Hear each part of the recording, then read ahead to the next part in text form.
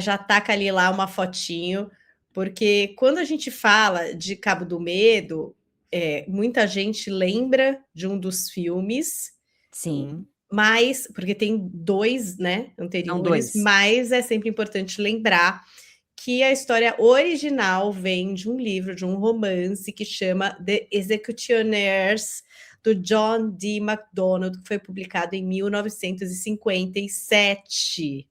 Daí a gente tem um filme em 62 e o remake, que é esse, o mais popular, assinado pelo Scorsese em 91.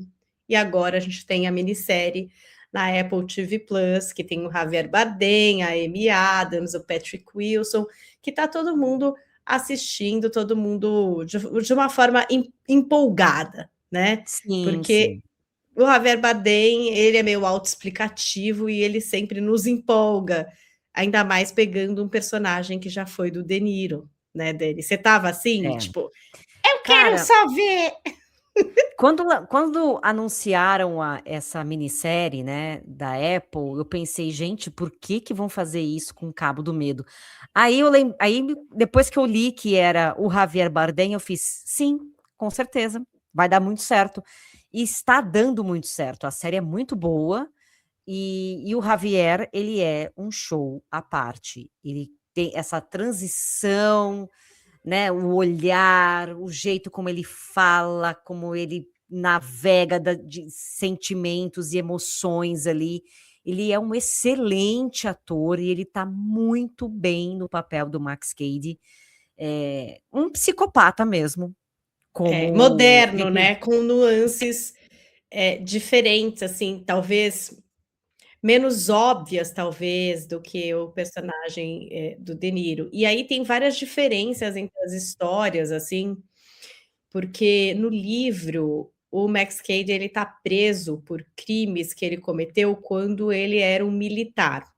Até agora na série a gente tem o personagem do advogado do Patrick Wilson falando que ele também fez parte do exército. É uma referência aí ao livro. sim, Na história original, o crime cometido pelo Max Cady acontece quando ele está no exército. E aí a gente tem o Sam Bolden, que é advogado, mas a questão que eles têm, a pinimba, é que ele foi testemunha para o aprisionamento do Max Cady. Ele não tem sim, nada a ver em ser o advogado do Max Cady, apesar de que tá.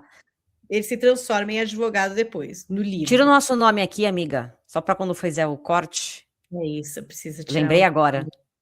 Eu não quero nem mais Aê, pôr pronto. esse nome, porque senão eu acabo que eu esqueço. Então, no livro, Continuando.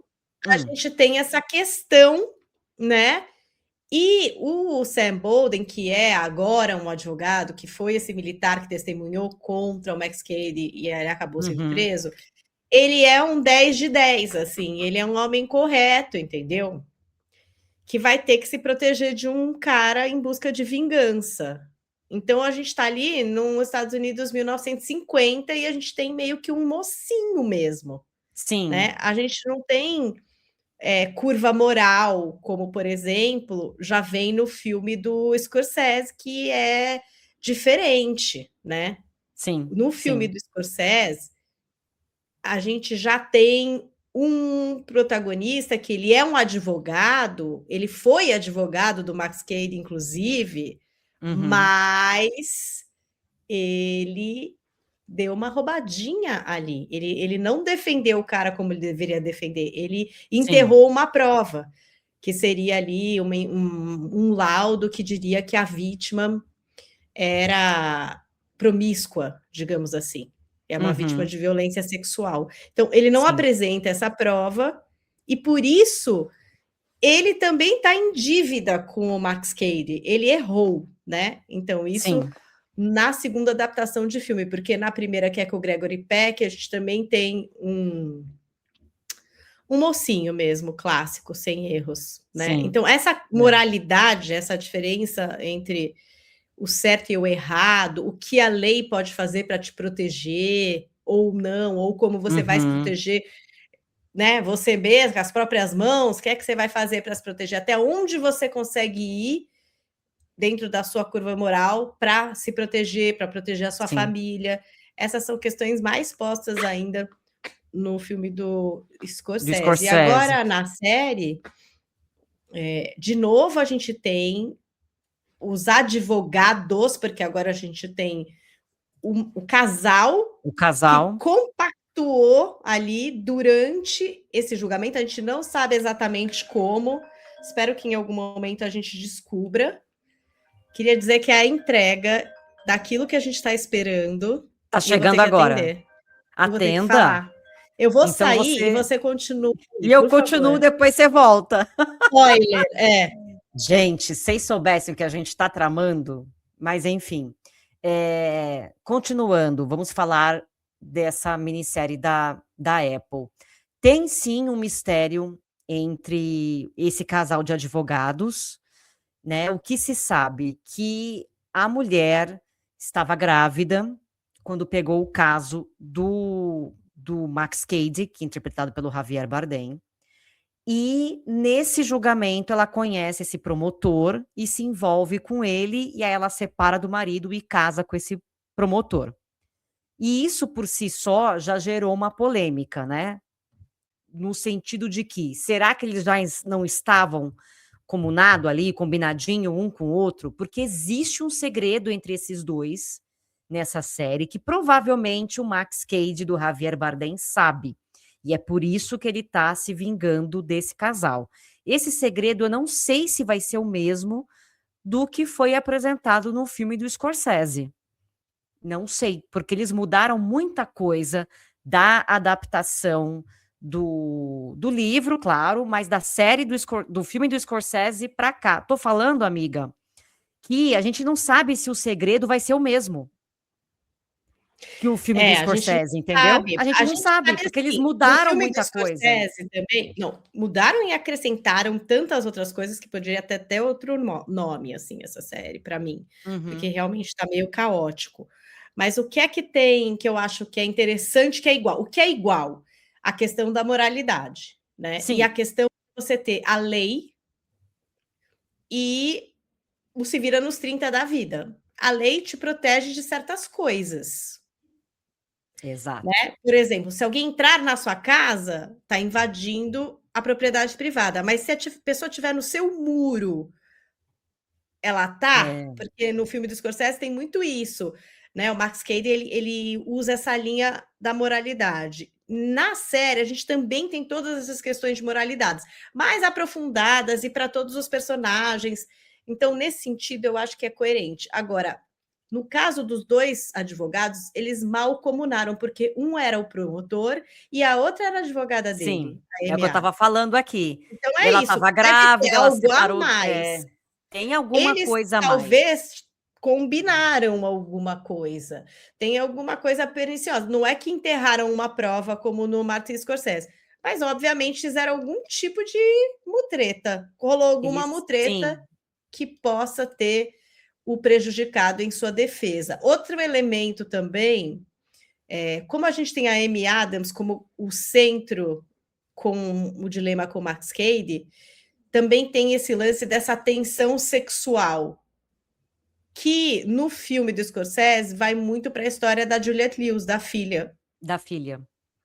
Tem o lance com a filha. Agora a gente tem um filho, uma filha, e tem a esposa. No Martin Scorsese também tem um flerte com a esposa, também. Também acontece esse flerte, de algum jeito, mas na série é mais direto, né? Porque você tem a Amy Adams e ele.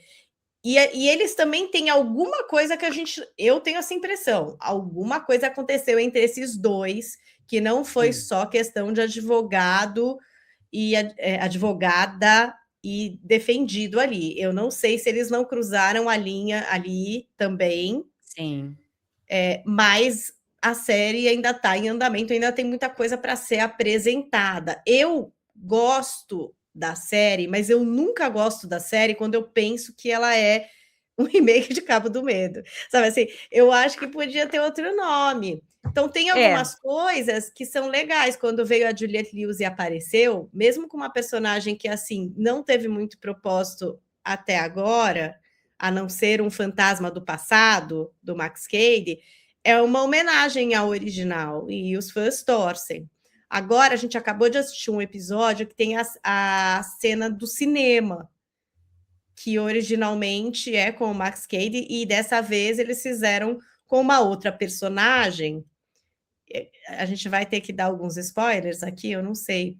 Enfim, com uma Não, outra enfim. personagem que faz sentido total ali na história da trama, mas que não é ele exatamente, né? Então, assim, a série abriu muitas portas, muitas outras portas, trouxe muita mais gente para essa história, sob a mesma premissa, até onde você iria para fazer justiça ou para se proteger. Eu acho que é a mesma premissa, mas eu acho que tem muita invencionice no meio.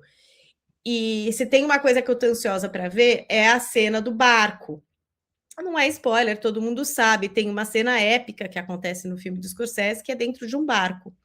Que Sim. você tem todos os principais problemas ali, né? Tá todo mundo nesse barco e acontece de tudo: luta física, diálogos de tramas psicológicas, abuso, acontece de tudo ali. Então eu não consigo nem imaginar como é que eles vão pôr tanta gente nesse barco. Acho que vai ter que ser um iate dessa vez, meu amor. Porque se tiver que jogar todos os filhos, entendeu? É um Que já o casal cruzeiro, tem né? dois.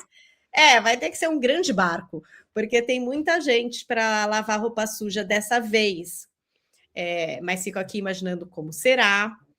E acho que esse novo vilão tem muitas outras nuances, porque ele é violento, mas ele é sedutor, como era também o Max Cady do De Niro, mas ele é Sim. falso, né? Ele é dissimulado Eu e acho que, tem outras assim, camadas também. tem, mas o que eu tô gostando dessa minissérie, apesar de não concordar com o nome também, porque não precisaria ser um remake, podia ter outro nome, podia ser outra coisa, já que eles saíram já que eles foram longe, né, do livro e também do remake do Scorsese, mas tudo bem. Eu acho que rolou um lance do tipo assim, o Scorsese e o Steven Spielberg querem fazer uma versão do Cabo do Medo, vocês topam? Claro, senhor, pode vir. Porque é isso, a produção é dos dois, né? Então você vai falar não Sim, pro eu acho que Spielberg, pro tem, Scorsese? tipo, Jamais, você não vai fazer isso. Mas tudo bem, é um caso à parte. Mas o que eu gosto, o que eu tô achando legal, são essas camadas que todos esses personagens têm. O que seria a família tradicional americana, todo mundo cagado da cabeça, todo mundo cheio de sei. problema.